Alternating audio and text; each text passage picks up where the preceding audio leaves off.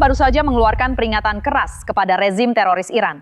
Dengan sebuah video, dia mengatakan jembatan terbesar di Iran runtuh dan tidak akan pernah digunakan lagi. Masih banyak lagi yang akan datang. Sudah saatnya Iran membuat kesepakatan sekarang sebelum terlambat dan tidak ada lagi yang tersisa dari apa yang masih bisa menjadi negara besar. Lara, kita akan segera melihat videonya. Sekarang tamu melihat jembatan terbesar di Iran. Lihat saja itu, benar-benar runtuh. Peringatan apa ini? Sebenarnya ini adalah sesuatu yang belum pernah kita lihat sepenuhnya sebelumnya. Cara Presiden menggunakan video dan gambar dari semua serangan berbeda yang dilakukan Amerika Serikat di Iran, menurut saya benar-benar sangat berdampak. Saya tidak ingat ada presiden lain yang melakukan itu, tapi ketika kamu melihatnya, kamu tahu. Kekuatan angkatan bersenjata Amerika Serikat, konsekuensi dari tidak duduk di meja perundingan, dan kehancuran total sebuah negara yang akan terus berlanjut. Menurutku sangat mengesankan melihat bagaimana Presiden terus mengirimkan peringatan dan mengunggah video seperti ini. Menurutku itu cukup cerdik. Kata Haris, aku akan mengebom kalian sampai kembali ke zaman batu. Jika kalian tidak mau datang untuk bernegosiasi dan mengakhiri ini, benar begitu. Tahu ada sesuatu yang menarik perhatianku. Dan ini penting untuk diketahui. Karena hari ini juga pasukan pertahanan Israel menyerang pusat keuangan tempat Iran membayar sebagian besar untuk tentaranya. Penting untuk diketahui, ini terjadi 2 jam yang lalu. Presiden Iran Masoud Pezeshkian mengirimkan surat minggu ini. Dan aku merasa itu sangat menarik. Dia ingin orang-orang melihat mereka secara berbeda, katanya. Meskipun memiliki keunggulan historis dan geografis di berbagai waktu, Iran tidak pernah dalam sejarah modernnya memilih jalan agresi, ekspansi, kolonialisme atau dominasi. Dia terus berkata, dan meskipun memiliki keunggulan militer atas banyak tetangganya, Iran tidak pernah memulai perang. Mereka menyerang Dubai, mereka menyerang semua itu, mereka memulai perang. Meskipun ada ketegangan antara Amerika Serikat, Israel, dan Iran, orang-orang Iran memutuskan untuk menyerang tetangga mereka. Iran memiliki pilihan, menyerahkan uranium, mengakhiri program rudal balistik, dan mengendalikan para perwakilannya. Mereka sudah beberapa kali mengatakan tidak untuk semua itu, karena mereka terobsesi dengan senjata nuklir. Dan seperti yang telah kita pelajari dari rezim ini, ketika mereka mengatakan matilah Amerika, mereka benar-benar serius. Mereka mengambil tindakan dan langkah nyata. Itulah sebabnya tidak bisa ditoleransi jika mereka memiliki senjata nuklir dan perisai anti-rudal seperti payung untuk melindungi program nuklir mereka. Orang-orang Israel bekerja sama dengan kami dengan sangat baik. Dalam hal ini, kami juga mendapat dukungan dari negara-negara Arab Teluk. Sayangnya, banyak dari sekutu tradisional kami sama sekali tidak membantu. Bahkan setelah kami mengetahui bahwa Iran berbohong tentang memiliki rudal yang mampu menjangkau hampir seluruh Eropa. Kami memiliki sekutu NATO yang mencegah pesawat kami terbang di wilayah udara mereka saat kami mencoba menghentikan program nuklir rezim itu. Ini sangat mengganggu bagi rakyat Amerika. Saya adalah pendukung NATO, tetapi saya menyoroti Prancis, Spanyol, dan terutama merasa kecewa pada Italia. Beberapa orang Amerika akan mulai meragukan aliansi ini jika itu adalah perilaku mereka. Fazian, gambar ini sangat kuat. Ini adalah jembatan terbesar di Iran dan sekarang terbakar. Sebagai anggota NATO, saya melihat Iran sebagai ancaman terbesar di dunia bagi saya, yang bersekutu dengan Tiongkok dan Rusia. Jadi, mengapa tidak bertindak dan mendukung pemberontakan rakyat Iran? Ya, karena orang-orang Iran telah mengirimkan rudal kemana-mana dan mungkin mereka takut untuk negara mereka sendiri. Tapi, kamu tahu, bagaimana dengan kapal dan perahu mereka? Tapi tadi malam, Presiden memberikan peringatan. Dia mengatakan bahwa mereka akan menyerang Teheran dengan kekuatan penuh dalam beberapa minggu ke depan. Dan Presiden sedang menepati apa yang dia katakan tadi malam. Ya Haris, dan kita melihat aksi yang berjalan berdampingan dari pasukan pertahanan Israel bersama Amerika Serikat. Maksud saya bersama-sama. Mereka membentuk kekuatan yang dominan. Dan kemudian keduanya seperti singa yang mengaum. Dalam kasus Israel dan Amerika Serikat, tidak ada perbedaan di antara mereka dalam hal seperti apa seharusnya kawasan itu. Ketika keduanya mundur. Itu berarti tidak satu pun dari mereka yang bisa mendapatkan senjata nuklir. Itulah faktor penentunya, tidak ada perbedaan. Namun Israel menghadapi perjuangan eksistensial yang sedikit berbeda dari Amerika Serikat, justru karena kedekatannya dengan musuh mematikan tersebut. Dan kemudian ketika Anda melihat rudal dan drone itu saling bertempur, berkerumun, orang-orang di Tel Aviv seperti yang dikatakan dengan baik oleh Jonathan Hume, menghabiskan banyak waktu di tempat perlindungan anti serangan udara. Mereka rela melepaskan banyak kebebasan dan bahkan terluka dalam beberapa situasi tersebut. Tetapi mereka memahami bahwa semua itu diperlukan. Saya berdoa untuk mereka. Ini adalah Paskah Yahudi. Ini adalah Paskah. Musuh membenci kita karena keyakinan kita. Itu sangat jelas terlihat, tapi kita sedang menghantam mereka dengan sangat keras, melakukan persis seperti yang dikatakan oleh Trump. Lara, aku tertarik dengan komentarmu tentang penggunaan video Presiden Trump. Kamu mengenalnya, dan itu adalah seni bernegosiasi. Dia adalah seorang negosiator. Apa yang dia lakukan dan sampaikan selalu mengirimkan pesan yang jelas kepada rezim teror. Iya, kamu bisa membicarakan sesuatu, tapi ketika kamu melihatnya dengan mata kepala sendiri, itu memberikan dampak yang berbeda. Dan itulah sebabnya menurutku ini penting. Ini penting bagi Iran, ini juga penting bagi para musuh kita yang lain di seluruh dunia. Karena kamu ini membicarakan tentang apa yang bisa dilakukan Amerika Serikat. Lihatlah video ini, lihat semua video yang dia unggah. Tentang bom-bom yang jatuh, ledakan-ledakan, tentang kita yang menargetkan sesuatu yang pada dasarnya sebesar kuku.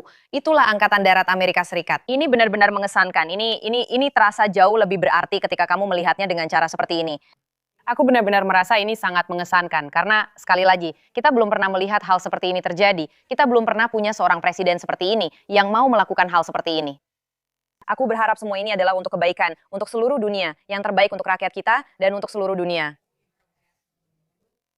Dan kembali ke apa yang kalian katakan tentang para sekutu, Presiden ini sudah pernah mengatakan bahwa dia kecewa, terutama dengan sekutu-sekutu NATO. Dia juga berbicara tadi malam tentang fakta bahwa orang-orang yang bergantung pada Selat Hormuz untuk mendapatkan minyak mereka perlu bertindak. Sekaranglah waktunya. Mereka harus. Kami tidak membutuhkan itu di sini di Amerika Serikat. Mereka yang harus bertindak dan melakukan sesuatu tentang hal itu. Saya pikir pidatonya tadi malam sangat kuat dan menyampaikan sebuah pesan. Video ini sekarang memperkuat hal itu. Guy, dan akan menjadi kelalaian bagi kita jika tidak menyebutkan bahwa dia menyebutkan 13 pahlawan yang gugur selama operasi ini. Salah satu dari anak muda itu memiliki bayi kembar berusia 7 bulan dan juga punya anak kecil lainnya. Maksud saya, mereka adalah pahlawan yang telah mengorbankan nyawa mereka. Dan Presiden Trump sangat serius menanggapi hal ini, serta ingin menyelesaikan tugas tersebut. Ya, dan dia berbicara dengan sangat menyentuh tentang pemulangan terakhir jenazah para pahlawan itu dan bertemu dengan keluarga mereka dalam proses berduka tersebut. Perang adalah hal yang mengerikan. Saya tahu kita bangga dengan apa yang telah dicapai oleh angkatan bersenjata kita. Ada begitu banyak pencapaian besar hanya dalam 1 bulan, meskipun media telah memberitakan sebaliknya sejak hari pertama. Namun kita yang mendukung hal ini juga harus mengakui pengorbanan dan kehormatan yang menyertainya. Presiden membenarkan operasi militer tersebut dengan merinci urgensi ancaman nuklir Iran. Dengan menggambarkan kenaikan harga energi jangka pendek sebagai sesuatu yang sementara dan menyatakan bahwa ekonomi Amerika akan mampu menyerap dampak tersebut. Dan meskipun dia menggambarkan konflik ini hampir berakhir, ada juga ancaman tersirat untuk meningkatkan eskalasi. Membiarkan terbuka pertanyaan, apakah dia bisa mengirim pasukan darat? Atau apakah kemenangan bisa diumumkan tanpa mengambil stok uranium yang diperkaya dari Iran? Komplek. Saya bisa mengatakan bahwa kita hampir menyelesaikan semua tujuan militer Amerika Serikat dalam waktu dekat. Kita akan menghantam mereka dengan sangat keras. Dalam 2 hingga 3 minggu ke depan, kita akan membawa mereka kembali ke zaman batu, tempat mereka seharusnya berada.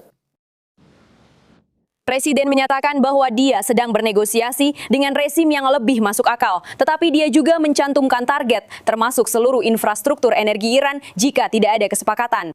Para analis, ini adalah pidato yang ideal untuk mendapatkan dukungan. Wall Street Journal menulis, liputan media di Zewara sangat negatif, sehingga Iran mungkin percaya bahwa mereka sedang menang.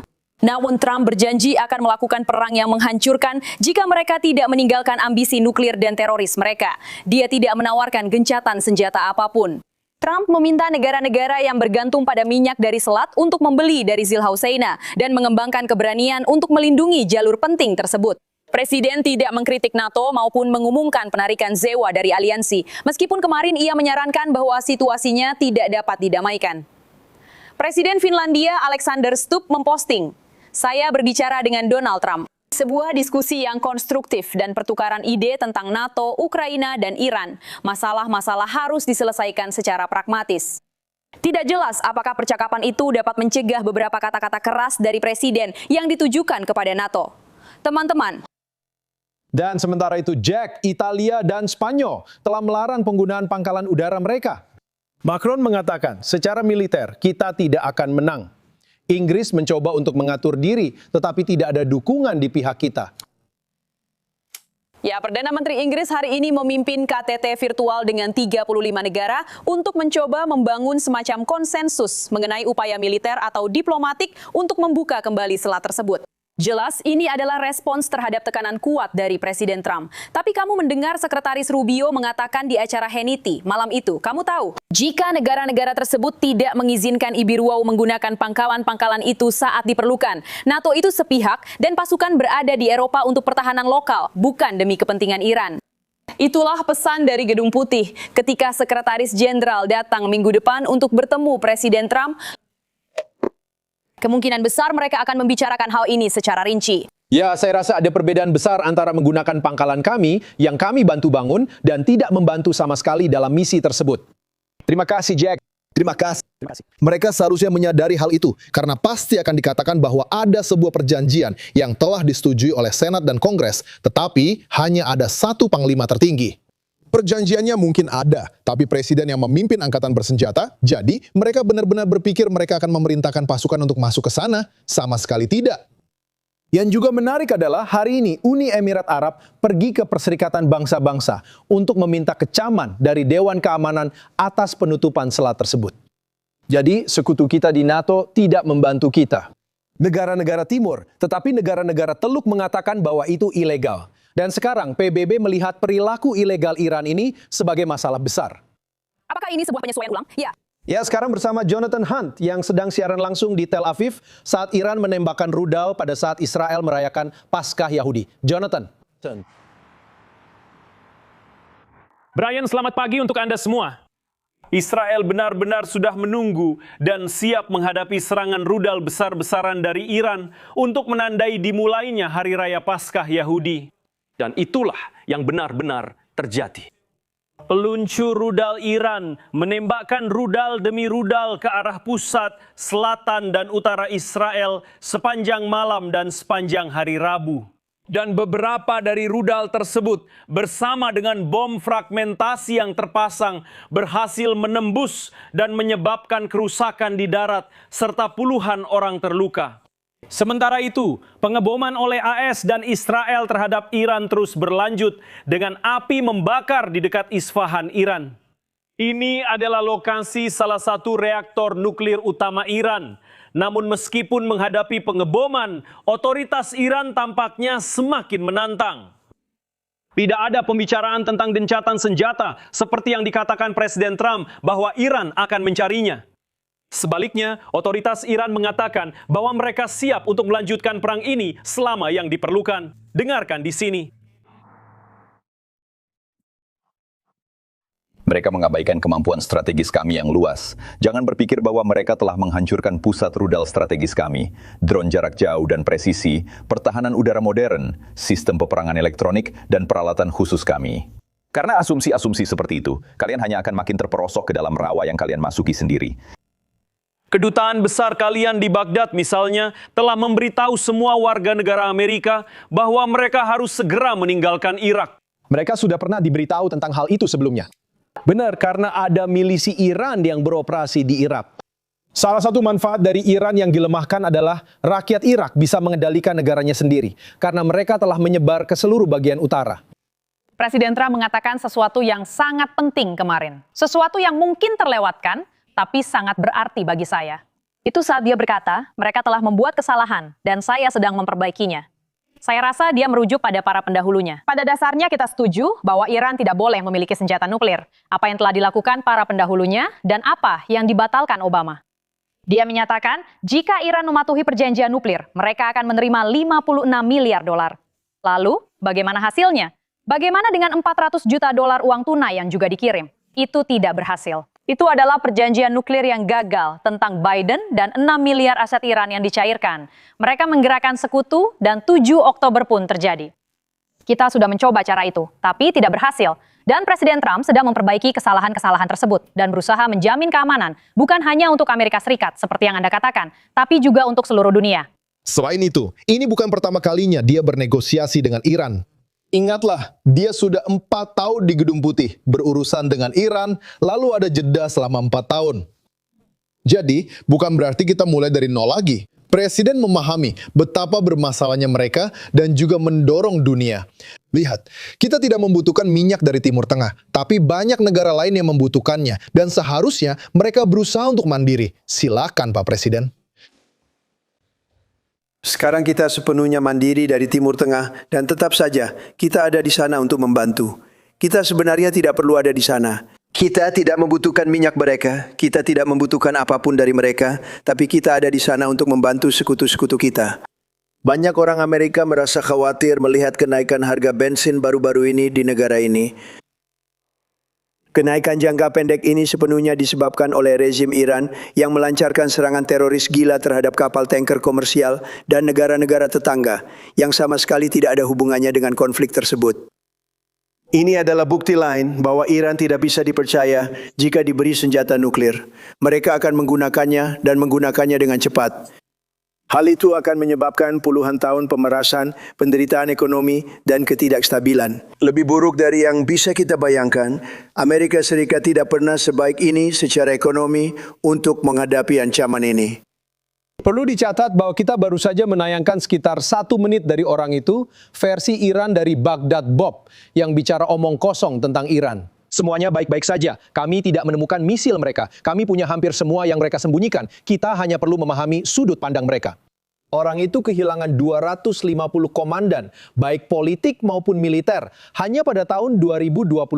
Belum termasuk puluhan yang dibunuh di tempat tidur mereka oleh orang Israel dan lainnya yang dijebak ke dalam pertemuan palsu, lalu orang Israel meledakkan mereka. Jika ada yang benar-benar memahami apa yang terjadi di dalam sana, itu adalah Israel. Dan kita baru saja mendengar tentang pembunuhan salah satu menteri luar negeri dan keluarganya. Mereka bisa bicara apa saja yang mereka mau, tapi ketua DPR dan menteri itu hanya masih hidup. Karena orang-orang Pakistan meminta kami untuk meminta orang-orang Israel agar tidak membunuh mereka, karena kami sudah memiliki koordinatnya. Ayatollah akan keluar pada hari pertama dalam 1 hari. Orang yang mengatakan kalimat terkenal, maut bagi Amerika, bukanlah sebuah slogan. Itu adalah sebuah kebijakan. Tentu saja ya, itu memang kebijakan tersebut